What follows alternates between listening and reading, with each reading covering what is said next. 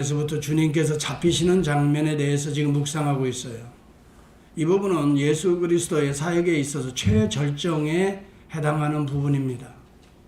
그래서 예수님 자신에게도 상당히 중요한 지금 순간이에요. 우리 주님이 이 일을 위해서 이 땅에 육체의 몸을 입고 오셨던 거거든요. 그래서 주님의 지금 말씀 한마디 한마디나 행동 하나하나는 엄청난 무게감, 영적인 무게감이 있는 거예요. 그냥 하시는 말씀들이 아니라는 얘기가 되겠지요. 더불어서 우리에게 주시는 정말 교훈이 종말론적으로 상당히 비중 있는 내용들입니다. 왜? 우리는 매 순간 이러한 갈림길을 우리는 만나기 때문이에요. 종말론적 신앙이라고 하는 것은 매 순간이 우리 인생의 나의 삶의 종말이라는 생각이에요. 이 시간 천국문을 향할 수 있고 이 시간 지옥문을 향할 수 있는 갈림길이라는 거예요. 그래서 우리 주님께서 어떻게 그 갈림길에서 행동하시고 말하시는가를 보면은 오늘 우리에게 놀라운 교훈을 주고 우리가 어느 길을 어떻게 선택해 가야 될지를 배우게 되는 거죠. 여러분, 내가 그러라라고 죽음 앞에서 예수를 지금 잡기 위해서 온 바로 그 죽음의 시작 앞에서 당당하게 내가 바로 너희들이 말하는 나사렛 예수라 그라. 여러분, 나사렛 예수 그라라고 하는 말 가운데에 나사렛이란 자기의 육체의 출신을 거부하지도 않았어요. 당당하게 드러내시는 거. 더불어서 I am who I am, 하나님의 이름 바로 내가 스스로 있는 자 아니라 이 땅에 오신 메시아이심을 분명하게 선언하는, 여기서 우리가 중요하게 생각하는 것은 자기의 정체성을 분명하게 말할 수 있는 사람이 어떤 죽음에 직면할 때에도 당당하게 죽음을 넘어설 수 있다는 거예요. 자기의 정체성, 이것이 인간에게 있어서 가장 중요하고 또 우리의 삶에 있어서 어떤 의미에서 보면 가장 기본적인 거예요. 내가 누구인지를 모르기 때문에 지금 오늘날 많은 사람이 헛길 가고 헛된 삶으로 나아가는 거예요. 내가 누구인가를 분명히 안다. 나는 나사렛 출신이지만은 하나님의 보내신, 하나님의 부름받은 하나님의 자녀라고 하는, 하나님의 사명을 안고 이 땅에 하나님의 보내신 파송받은 하나님의 종들이라고 하는 이런 자기 정체성이 있을 때 어떤 환난이 와도 당당하게, 여러분을 체포하는 상황이 온다 할지라도 당당하게 나는 나사렛 후 I am이다. 우리 주님은 베드로는 준비되지 못해 자기의 정체성에 대해서, 또 예수 그리스도가 가는 길에 대해서 준비되지 못했어요. 예수님이 붙잡히려고 하는 순간 칼을 뽑는 거예요. 주님이 말씀합니다. 칼을 칼집에 꽂으라. 칼을 쓰는 자는 칼로 망하느니라. 아버지께서 내게 주신 잔을 내가 마셔야 되지 않겠나. 제가 지난 시간에 칼이냐 잔이냐 매 순간 여러분 앞에 이것이 놓여질 것입니다. 여러분의 감정으로 행동하는 건 자칫 칼일 수가 있습니다. 그러나 여러분, 기도로 준비되고 항상 하나님 앞에 자기 정체성을 아는 자는 잔을 선택할 수가 있습니다. 나는 하나님의 자녀로 항상 너희 몸을 거룩한 산 제사로 드리는 삶이다. 하나님이 기뻐하시는 것이 무엇인지 분별하는 삶이다. 이것이 우리로 하여금 잔을 선택하게 만든다는 거죠. 여러분, 오늘의 본문은 이제 우리 주님이 신문을 받으시러 재판장에 들어가시는 장면입니다. 예수님의 신문에는 두 종류의 신문이 있습니다. 하나는 그가 유대인으로 나셨기 때문에 유대인 자체 내에 신문을 받아야 됩니다. 그래서 산헤드린 공의회에 먼저 신문을 받고 거기에서 결정되는 대로 로마의 신문을 받아야 됩니다. 거기에 최종적인 이 판결이 확정되는 거죠. 이 두 종류의 신문을 예수님은 받게 됩니다. 첫 번째로는 대제사장의 신문을 받게 됩니다. 당시 안나스 제사장으로, 대제사장으로 끌려가는 모습을 보여주고 있습니다.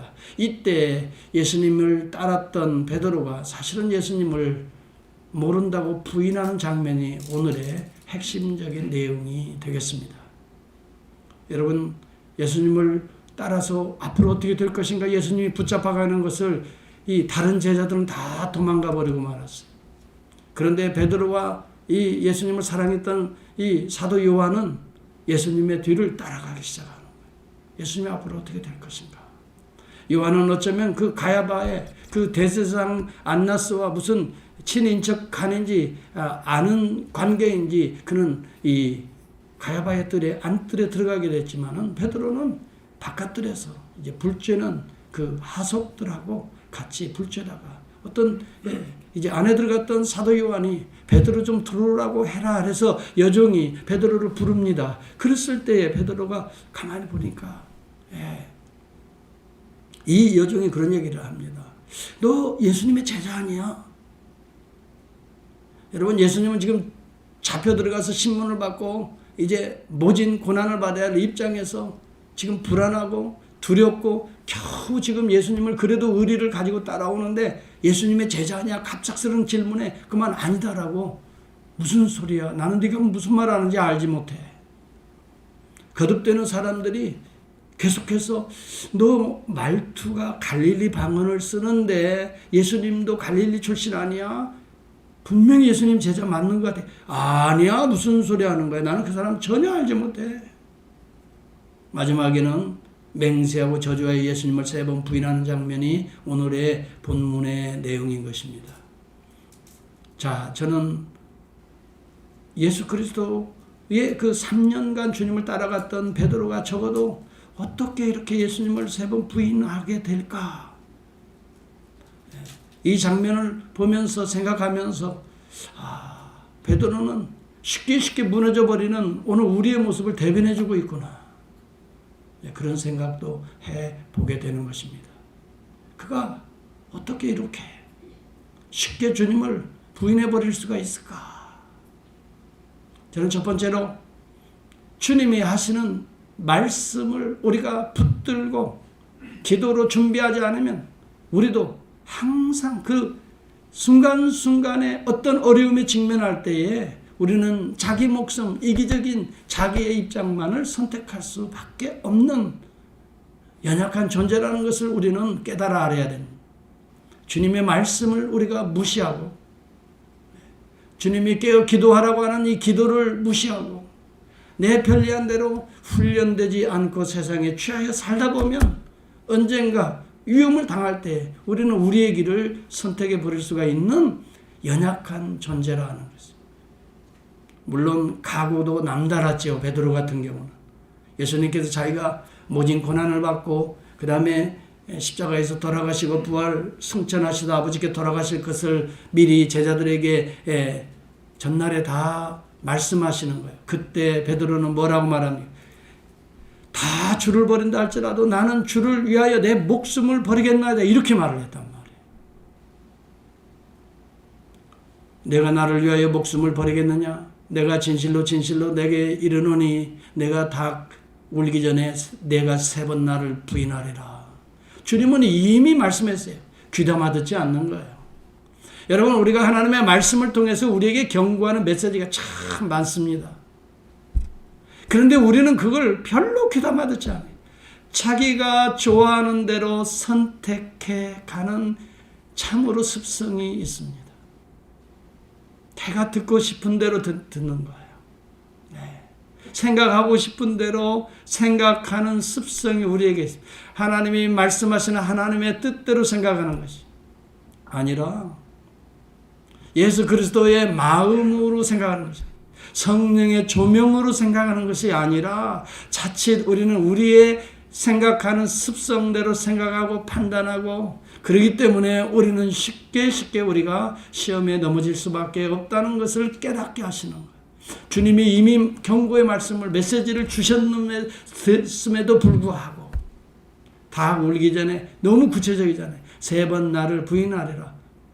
이 말을 주의 깊게 듣지 못했어요.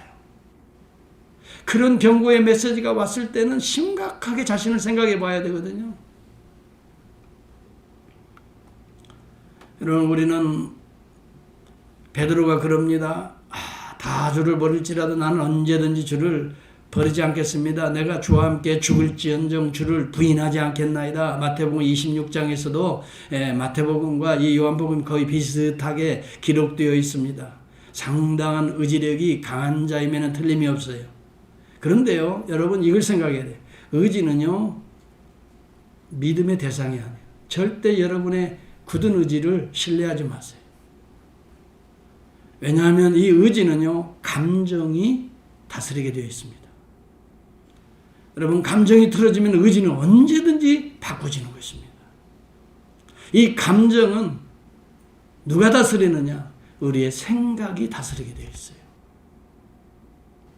여러분, 그래서 우리가 아무리 내가 뭐 해보겠다 하지만 우리의 의지를 자꾸 부추깁니다. 이런 메시지를 여러분 많이 들었을 거예요.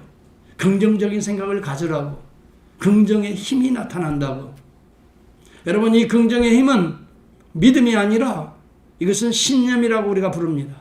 하나님이 우리에게 주신 은혜로 말미암는 성령으로 우리가 갖는 그 확신이 아니라 이것을 믿음이라고 하는데, 믿음이 아니라 우리의 생각으로, 우리의 감정으로 고백하는 것을 신념이라고 합니다. 우리가 생각하는 대로, 우리가 판단하는 대로, 우리가 믿는 대로 내가 결정하는 것을 신념이라고 말합니다.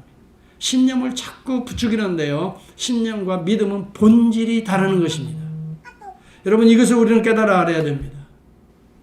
신념은 인간에게서 나오는 것이고, 자기의 생각과 감정에서 나오는 의지적인 것이고, 신앙, 믿음이라고 하는 것은 하나님으로부터 임하는 하나님의 은혜의 선물인 것입니다. 성령의 역사로 말미암는 확신인 것입니다. 여러분들은 신념을 부추긴다고 거기에 넘어갈 필요가 없습니다. 그래야지, 맞아, 여러분 이렇게 행동하는 사람들 보면 오래 못 갑니다. 성령을 사모할 수 있기를 바라요. 여러분이 말씀을 들을 때 기도해야 돼요. 그래서 기도할 때 우리의 생각, 우리의 신념도 바꿔버리십니다. 성령이 함께 하시기 때문에 나는 약하지만 하나님의 영이 강권하기 때문에 그 길을, 십자가의 길을 가게 되는 거예요. 잔을 선택하게 되는 거예요. 여러분, 충동적인 사람들은, 신념이 강한 사람이 충동적일 수가 있습니다. 이런 사람들은 신념이 강하기 때문에 칼을 뽑는 걸 쉽게 합니다. 그러나 믿음의 사람은 그렇게 쉽게 충동적인 행동을 할 수가 없습니다. 성령은 충동적인 분이 아니시기 때문에 그렇습니다. 성령이 역사하는 분은 우리를 거룩하게 합니다.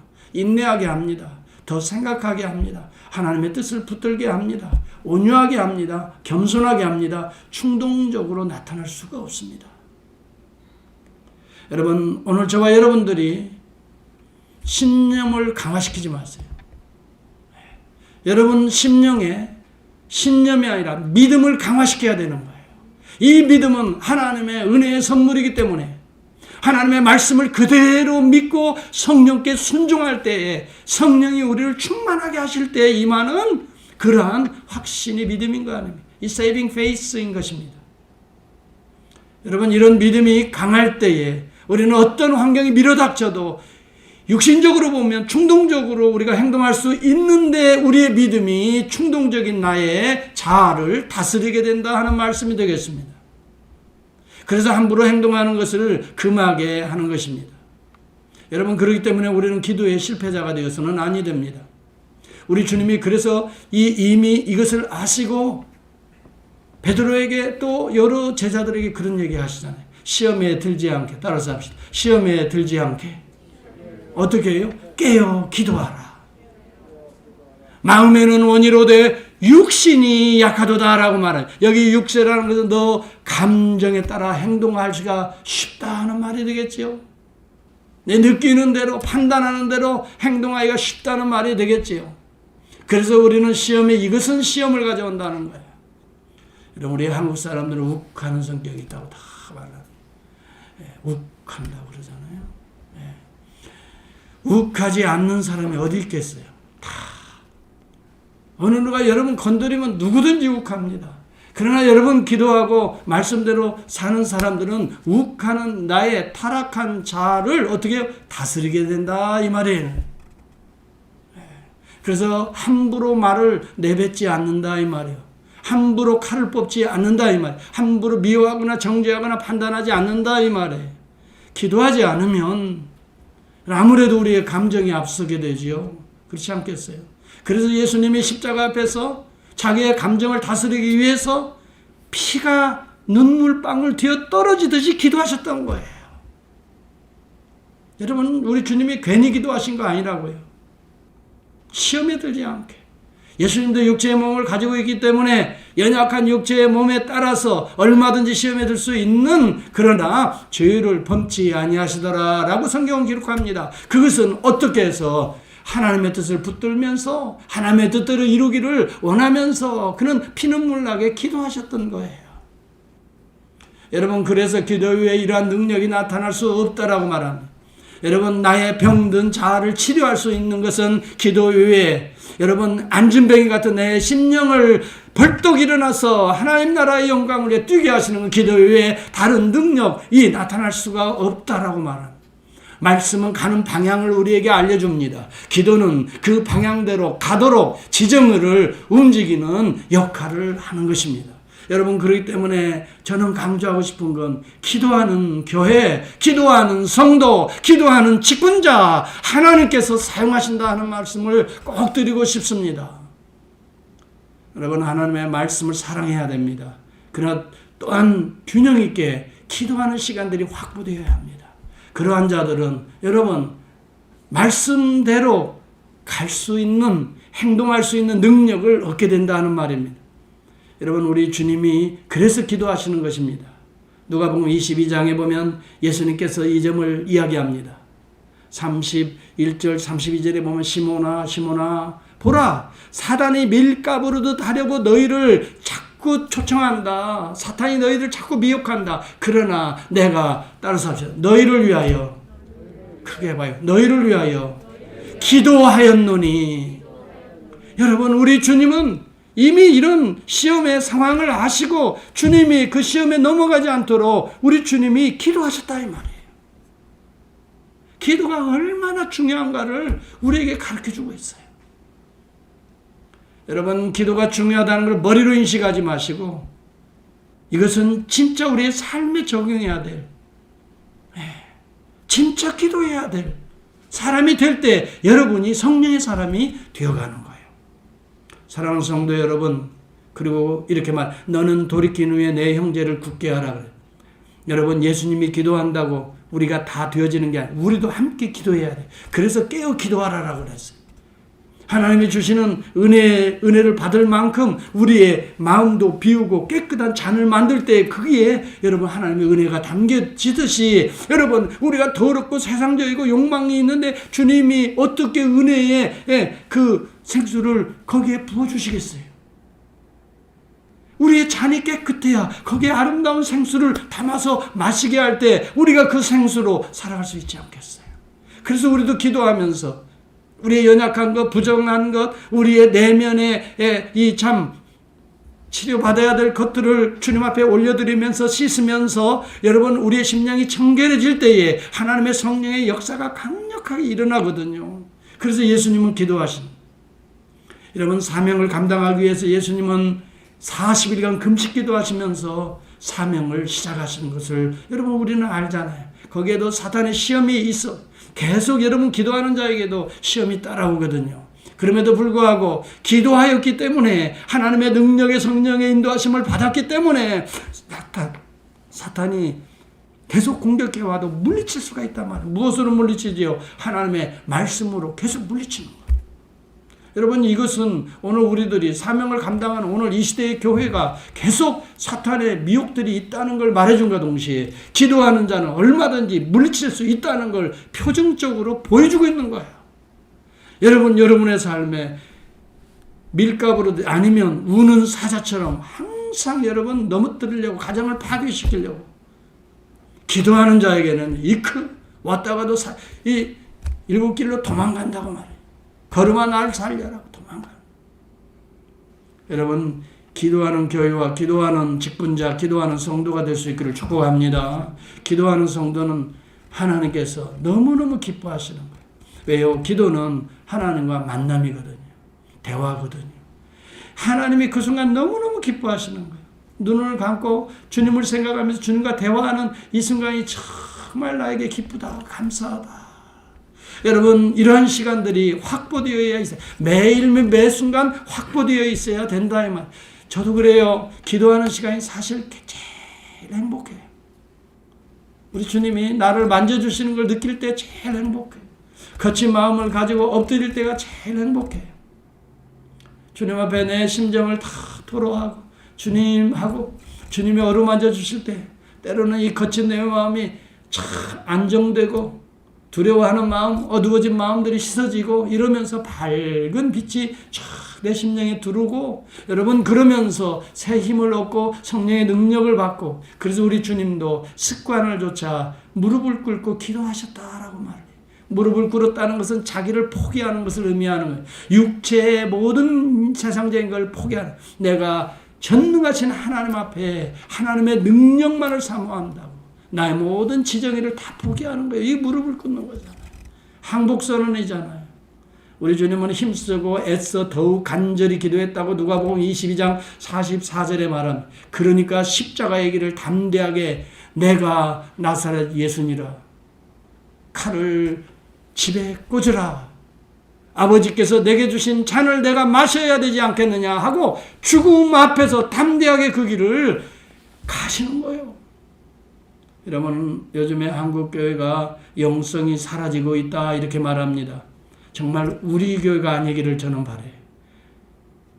정말 우리 교회 성도들이 영성이 사라지고 흐릿해지고 희미해지고 있다 이런 소리 나는 듣고 싶지 않거든. 연기만 있고 불이 없다 이런 이야기를 또 한단 말이죠. 연기만 형식만 있고 그럴듯해 보이는데 정말 그 심령이 활활 타오르는 성령의 불이 없다 이 말. 여러분, 오늘 그래서 한국 교회가 지금 많이 어려워지고 있지 않습니까? 한국 교회를 이야기할 필요 없어요. 오늘 저와 여러분은 어떻습니까? 먼지만 있고 그냥 연기만 자욱하고 여러분의 심령에는 활활 타오르는 불이 없다면 오늘 이 시간 우리 주님의 말씀을 기억해야 돼요. 기도하지 않는다는 증거인 것입니다. 기도하면 걱정할 거 하나 없습니다. 기도하면 하나님께서 예배하시고 하나님이 힘주시고 하나님의 지혜가 하나님이 끌어서라도 하나님이 하시는 거예요. 내 안에서. 내가 항복하면 하나님이 그때부터 일하신다고요. 내가 하려고 하면 하나님께서 그래 한번 해봐 하고 마치 뒷짐지시는 것 같아요. 그렇지만 여러분 내가 하나님 나는 할 수 없습니다. 나는 이 모양입니다. 내 모습은 이 정도 수준입니다. 하나님이 씩 웃으시면서 그래서 내가 성령의 충만함을 주노라. 성령의 지혜를 주노라. 할렐루야. 여러분 주님 의지하고 주님 앞에 매달릴 때 이런 은혜를 받는데요. 초대교회가 바로 여러분 전혀 기도에 힘써서 베드로가 완전히 달라진 모습으로 지금은 3번 부인했지만 성령의 충만함을 받았어요. 여러분 성령 충만 받기 전에 그들은 어떻게 했어요? 전혀 마음을 같이 하여 전혀 기도에 힘쓰니라고 사도행전 1장 14절에 말합니다. 그때에 성령이 불같이 임했다고 그랬어요. 이 성령의 충만함을 이야기하잖아요. 여러분 코로나19 이 팬데믹 상황에서 교회가 위축되지 않도록 기도해야 돼요. 성도들이 여러분 세상의 염려에 빠지지 않도록 기도해야 돼요. 나태한 상태에 빠지지 않도록 기도해야 돼요. 인생의 편리주의에 빠지거나 세속주의에 빠지지 않도록 기도해야 돼요. 예배에 안 나오고 말이죠. 다 세상에 먹고 마시고 놀고 이런 일에 빠지지 않도록 오히려 기도해야 돼요. 매일매일 깨어서 새벽마다 여러분 새벽 기도해야 돼요. 매일매일 30분씩 기도해야 돼요. 제가 올리잖아요. 그리고 여러분 저녁 9시에 우리가 모두 한 마음으로 어디에 있든지 기도해야 돼요. 저는 5분이라도 10분이라도 30분이라도 여러분 교회를 위해서 성도들을 생각하면서 오늘 한날의 나의 삶을 생각하면서 여러분 기도해야 돼요. 여러분 내가 한 사람 한 사람마다 물어보고 싶어요. 정말. 그러다 보면 시간이 다 갈 것 같아서 안 물어보는데요. 네, 정말 그렇게 깨어서 기도하는가? 걱정하지 않아요. 우리 주님께서 알아서 하실 거예요. 여러분, 베드로가 왜 이렇게 무너졌습니까? 기도하지 않았기 때문에. 하나님 말씀을 붙들 힘이 없었던 거예요. 마음은 원했지만은 육신이 약했던 거예요. 여기에는 우리가 주님의 길을 떠날 수밖에 없어요. 부정할 수밖에 없어요. 가고 싶지만 못 가는 거예요. 능력이 있어야 가는 거지요. 자동차만 있다고 여러분 움직입니까? 거기에 뭐가 들어가야 돼요? 휘발유가 있어야 되잖아요. 가스가 있어야 되잖아요. 가스에 이그나이트가 있어야 되잖아요. 붕 하고 시동을 거는, 그렇지요? 여러분, GPS만 있다고 해서 가는 게 아니잖아요. 이것이 가스가 충만히 채워지고 이그나이트가 탁 성령의 불을 탁 받을 때 우리가 어떤 어려운 상황이 온다 할지라도 피할 때는 피하게 되고 스탑할 때는 스탑하고 돌아갈 때는 돌아가게 하고 GPS가 인도하는 대로, 말씀이 인도하는 대로 목적지를 향하여, 때로는 강이 나오고 때로는 산이 나오고 때로는 꽃밭이 나가고 때로는 눈도 오고 비바람이 오는 우리의 여러분 이 여행길이라 할지라도 하나님께서 모든 것들을 통해서 운행하시니 목적지까지 아름답게 갈 수 있는 거예요. 그 다음에 두 번째 우리가 생각하게 돼, 왜 베드로가 이렇게 주님을 3번 부인하는 나락에 떨어질 수밖에 없었는가? 불을 쬐었어요. 헛된 세상에 불을 쬐었어요. 그들과 함께 했어요. 성령의 불을 쬐는 것이 아니라, 기도하면서 성령의 불을 받는 것이 아니라, 하숙들이 불 쬐고 있는데 거기에 같이 불을 쬐. 저는요, 이 장면을 보면서 우리가 불 쬐긴 쬐야 돼. 근데 어떤 불을 쬐느냐가 중요하거든요. 세상 사람들하고 먹고 마시고 즐기고 그냥 노닥거리, 그 불이 때로는 우리를 미혹하거든요. 그러면 뭔가 힘이 되는 것 같고 같이 동료가 되는 것 같고. 여러분, 불을 쬐다는 것은 교제거든요. 같이 대화도 섞어야 되잖아요.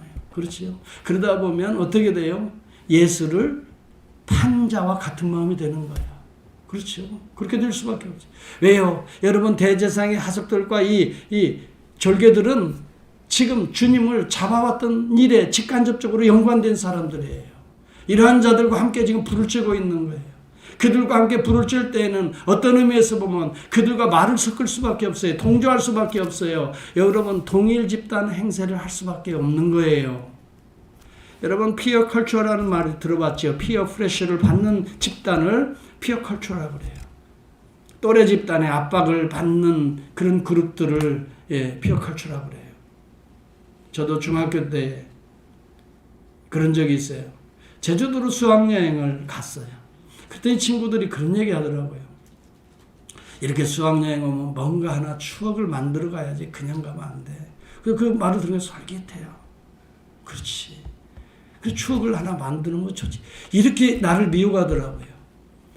우리 친구들이 다 그러니까 그렇지, 좋지, 그렇게 해야지.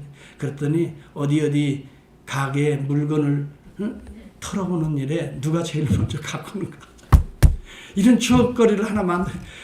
그래가지고 저도 보이지 않게 압력을 받아가지고 그만 난생 처음으로 남의 가게에 들어가서 토적질을 해봤어요.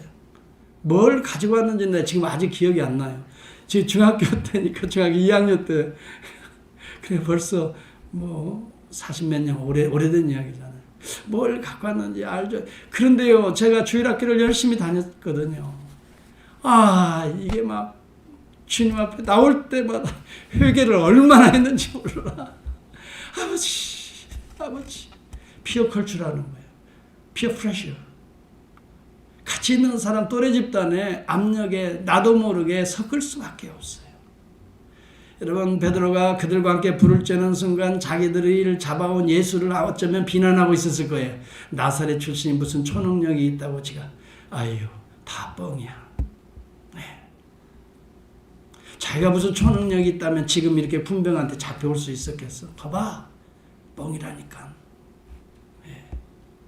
이런 바보가 어디 있어? 진짜 메시아라면 그 군병들을 확 점령하고 뭔가 능력이 나타나야지. 가짜 메시아 행세를 한 거야. 뻥이야. 근데 맞아 하면서 서로 농담 찌꺼리 하면서 어쩌면 그랬는지 안 했는지는 사실 모르지만 그런 것 같아. 하여튼 예수님을 잡아놓고 있으니까. 그런 때 베드로도 이거 마음이 이게 불안하고. 그래서 그들은 이렇게만, 이런 이단자는 빨리 척결을 해야 돼. 반드시 죽여야 돼. 극단적으로 말하는 사람도 있었을 거예요. 그때 여종이 와서 이야기를 합니다. 너 그 제자 아니야? 깜짝 놀랐어요. 지금 그런 얘기하는데 자기를 그 예수님의 제자라고. 아니야. No, I'm not. 아니야. 너 목소리 들으면 갈릴리 방언 쓰는데 그 도당이야. 말투가 너를 표명한다. 마태복음 26장 73절에 네 말투가 똑같아. 아니야. 저주하며 맹세하며 이르되 나는 그 사람을 알지 못해. 닭이 곧 울더라. 스펄전 목사님은 이 장면을 가지고 이런 글을 썼습니다. 베드로는 위험한 땅에 있었다. 자기 주님을 희롱을 당하고 있었는데 그는 자신을 편안하게 하려고 불쬐고 있었다 그랬어요. 대제사장의 종들이 불쬐고 있었는데 그는 그들과 함께 섞여 있었다 그랬어요. 그 종들은 악한 상전에 무례한 악한 종들이었는데 그들과 말을 섞었다. 베드로는 나쁜 무리들 사이에 끼어든 것 자체가 이미 시험을 받은 증거라. 베드로는 나쁜 무리에 끼어서는 안 될 사람이었다는 거예요. 그는 너무나 충동적이기 때문에 나쁜 사람들에게 끼면은 나쁜 일도 충동적으로 할 수 있는 사람이라. 그는 기도하여서 이러한 충동을 하나님의 영광을 위하여 브라우스 바꾸어져야 됨에도 불구하고 나쁜 사람들 속에 끼어서 바꾸어지지 않은 채로 있었기 때문에 그 충동적으로 주님을 3번 부인할 수밖에 없었다. 여러분, 체코 출신 독일 화가입니다. 안톤 라인베버라고 하는 분이 있는데 그분이 베드로의 부인하는 장면이라고 하는 그림을 그린 적이 있어요. 미국 보스턴 미술관에 소장되었다고 합니다. 거기에 보면 두 불이 나타납니다. 하나는 이 대제사장들의 하솔들이 쬐는 불 곁에 이 베드로가 거기를 도망가면서 담벼락으로 도망가면서 자기 얼굴을 확 가리는 장면이에요. 그 얼굴의 표정이 나타나지 않는데 손으로 자기 얼굴을 가리면서 그 불쬐던 장면을 그때 하늘로부터 하얀 빛이 임하는 그런 장면을 그렸어요. 한번 집사님 찾아봐요. 안톤 로버트 라인베버의 베드로의 부인이라는 장면. 저는 이 그림을 어제 계속 좀 봤어요. 그래도 이 불쬐는 거기를 벗어나고 있어요. 그때 하나님의 은총의 빛이 쫙 비치고 있는 거예요. 우리도 연약하여서 이러한 상황에 우리가 빠질 때가 있어요. 저와 여러분들은 어느 분을 의지하겠어요? 세상 사람들이 모여서 남을 정죄하고 판단하고 특히 메시아를 잡아 죽이는, 메시아를 욕되게 하는 그런 불입니까? 그런 불을 쬐고 있다면, 여러분이 거기에 있다면 여러분도 부인할 수밖에 없어요. 그러나 여러분 같이 모여서 성전에 모여서 적극적으로 기도하고 예배드리고 말씀을 묵상하고 원바디로 매일매일 하나가 되고 여러분 저녁마다 같이 모여 기도하고 이러한 성령의 공동체 아래 여러분들이 속하고 거기에 여러분들이 한 멤버가 되어서 함께 할 때에, 성령의 불을 받을 때에 은총의 빛이 우리를 어떻게 충만해 하사 그런 환란의 예루살렘 한복판에 초대 교회가 세워지는 거예요. 성령이 불의 혀처럼 여러분 그들 가운데 갈라지는 것처럼 그들 가운데 임하게 돼. 성령의 충만함을 받고 다른 언어로 말을 하기 시작하는데 이제는 예수 그리스도를 부인하는 언어가 아니라 그리스도가 나의 주다. 너희들이 죽였지만 하나님께서 살리셨다. 우리는 보고 듣고 산 증인이다. 다른 언어 아닙니까? 다른 메시지 아닙니까? 이보다 더 정확한 메시지가, 복음의 메시지가 어디 있습니까? 나는 아니야. 그 사람아 난 몰라. 너 엉뚱한 얘기 하지 마. 여러분 그 소리 하는 자가 아니에요. 그는 메시아다. 그는 그리스도다. 그는 나의 하나님이다. 다른 언어의 메시지를 전하기 시작. 오늘 여러분 2000년의 교회 역사는 다른 언어의 메시지를 가지고 산 사람에게서 교회가 보존되어 왔어요. 기억하시기 바랍니다. 초대교회 성도들은 베드로의 이런 불주는, 그들과 불주는 언어를 사용한 게 아니에요. 그들과 기도에, 그들을 벗어나서 하나님의 은혜의 빛을 받아서 마가의 다락방에 모여서 그들이 저녁 기도하는 성령의 불을 쬐었던 그들은 모두가 초대교회의 순교자가 되었습니다. 여러분, 베드로는 네로 황제의 십자가에 거꾸로 박혀 순교할 정도로 복음을 위해서 살았습니다.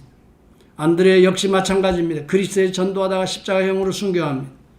세베대의 아들 야고보도 마찬가지입니다. 헤롯 아그리파 왕의 칼에 순교했습니다. 사도 요한 마찬가지입니다. 오늘 이 본문을 쓴 세미하게 관찰하고 그걸 성경으로 기록을 남겼던 이 사도 요한, 도미티아누스 황제의 끓는 가마에 던졌는데 요한은 살아나게 되니까 할 수 없이 밤모섬으로 귀양 보냈다라고 하는 설이 있을 정도로, 그래서 복음을 전했습니다. 사도 요한이 복음을 전한 곳에 제가 그때 성지순례하면서 한번 가봤어요. 참, 여러분, 그분들의 삶을 생각하면서 그가 썼던 기록들을 이렇게 보면서 얼마나 야, 나도 어떻게 그렇게 살아야 될 텐데. 빌립도 소아시아 부르기아에 가서 전도하다가 기둥에 매달린 채로 묶어서 순교했다고 합니다. 바돌로메 나다니엘이죠. 소아시아 인도 등지에 가서 아르메니아에 가서 전도하다가 거꾸로 십자가에 매달려 순교합니다. 도마도 마찬가지입니다. 인도에 가서 복음을 전하다 창에 맞아 순교했다라고 전해집니다. 마태도 마찬가지입니다. 에디오피아에 가서 전도하다가 목베임을 당했다라고 합니다. 알페오의 아들 야고보가 있습니다. 성전 꼭대기에 떨어뜨려서 순교했다고 합니다. 타데오라고 하는 여러분 유다의 형이 있습니다. 파사에서 전도하다가 활에 맞아 죽었다고 합니다. 샬롯인 열심당원이었던 시몬이 있습니다. 애굽에 가서 전도하다가 유대에 돌아와 십자가에 못 박혔다고 합니다. 가룟 유다 대신에 선출했던 마띠아, 그도 에디오피아에 가서 전도하다가 돌에 맞아 죽었다고 합니다. 교회의 역사는 오늘 십자가의 역사입니다. 이 말은 다시 말하면 십자가를 따르는 자들의 발자취라 하는 것입니다.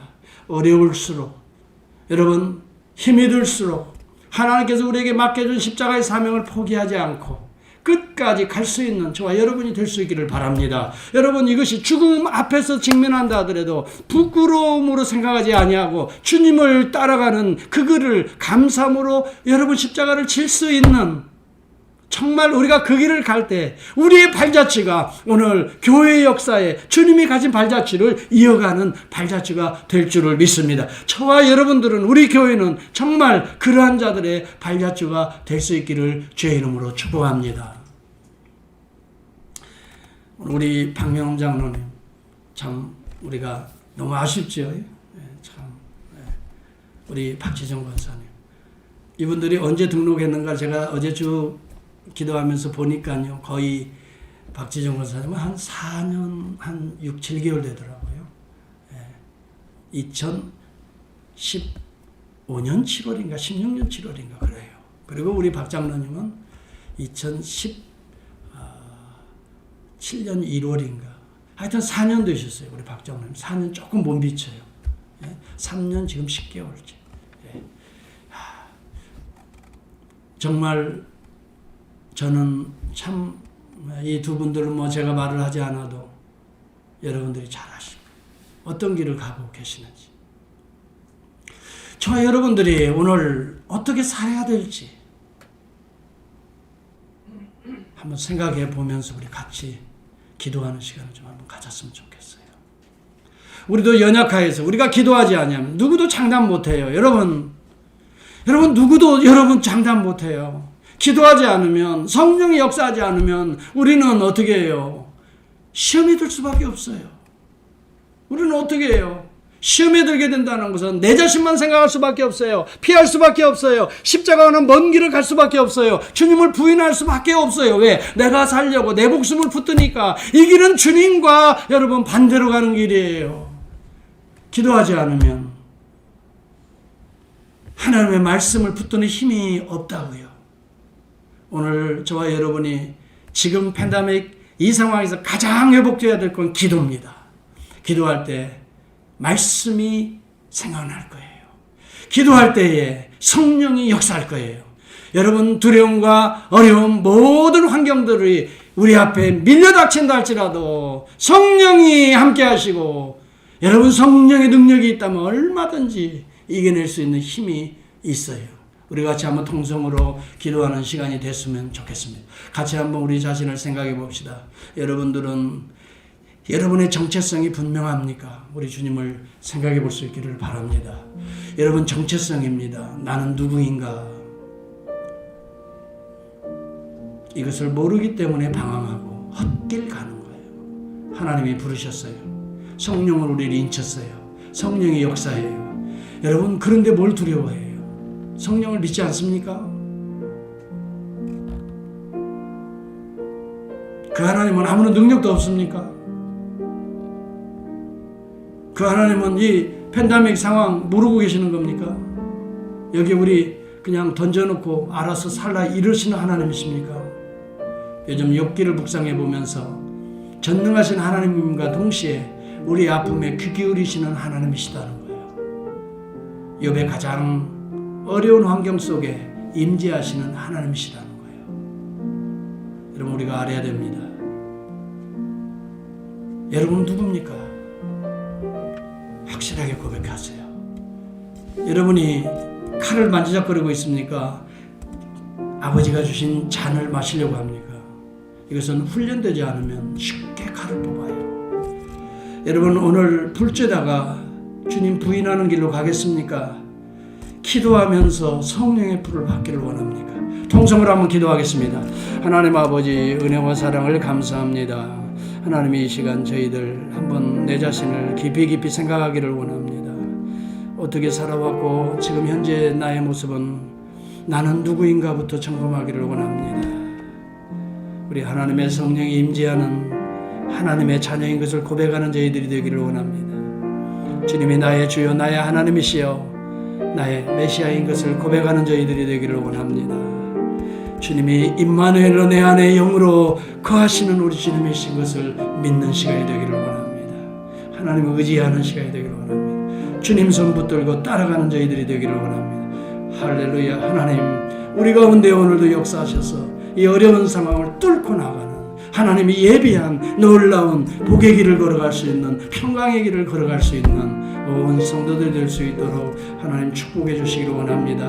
우리들의 발자취가 교회의 발자취가 되기를 원합니다. 주님이 가신 십자가의 발자취가 되기를 원합니다. 부활 생명의 발자취가 되기를 원합니다. 우리의 발자취가 교회의 하나님 나라의 역사가 되기를 원합니다. 이 발자국을 남기며 걸어가는 저희들이 되기를 원합니다. 아버지 곁길 가는 저희들 되지 않도록 절망 가운데 아버지여 제길 가는 저희들 되지 않도록 하나님의 시간 성령으로 인도해 주옵소서.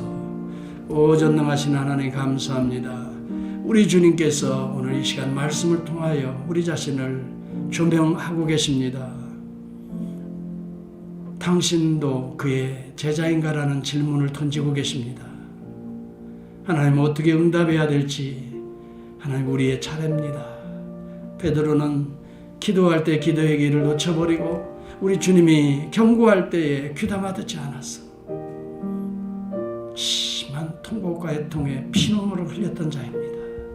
실패의 길을 걸어갔지만 저희들 당신도 그의 제자인가 세상 사람들이 우리를 향하여 질문할 때에 낄낄대면서 압력을 가할 때에 하나님 우리는 어떻게 말할 수 있을까요? 주님의 시간 성령님이 역사하시는 다른 언어로 말할 수 있는 하나님 저희들 될 수 있도록 주여 우리의 입술을 찢어주시고 우리의 심령을 찢어주시옵소서. 거듭나게 하옵소서. 성령의 충만함으로 기름 부어주시옵소서. 예수님의 이름으로 감사하며 기도합니다.